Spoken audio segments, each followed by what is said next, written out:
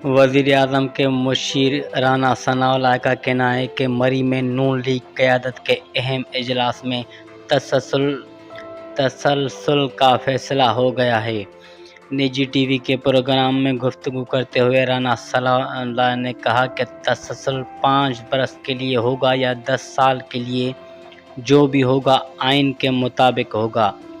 उन्होंने बताया कि इस सिलसिले में मरी में बड़ों के दरमियान अहम बैठक हुई, जिसमें ये फैसला किया गया, बहरहाल जो भी होगा आइन के मुताबिक होगा। कुछ लोगों को इस पर शक था, लेकिन हमें इसका पहले से ही इल्म था। नए डैमों की तामीर से मुतल्लिक़ राना सनाउल्लाह का कहना था कि डैम से मुतल्लिक़ भी इत्तेफ़ाक़ राय से आगे बढ़ना चाहिए। उन्होंने कहा कि नामुमकिन कुछ भी नहीं, तमाम सियासी जमायतें बैठकर बात करें, इत्तेफ़ाक़ राय पैदा करें।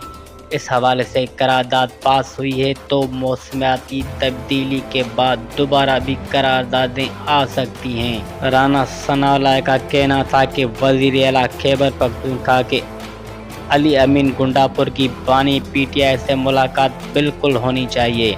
गुंडापुर बानी को सियासी जमायतों से मुज़ाकरात के लिए कायल कर सकते हैं तो अच्छी बात है।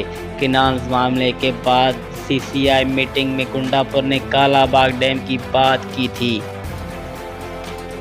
पानी के इशूज़ पर अली अमीन गुंडापुर ने कालाबाग डैम से मुतल्लिक़ गुफ्तगू की थी। आज की सूरत हाल उस वक्त से किसी को अंदाज़ा नहीं था, अब बखूबी हो गया है। वज़ीर-ए-आज़म के मुशीर ने कहा, बानी पीटीआई की शदीद ख्वाहिश थी कि मुल्क में सदारती निज़ाम आ जाए। हो सकता है कि अली अमीन गुंडापुर ने अपनी बानी की ख्वाहिश पर बयान दिया हो। मेरा ज़ाती ख्याल है कि मुल्क में सदारती निज़ाम की गुंजाइश नहीं है।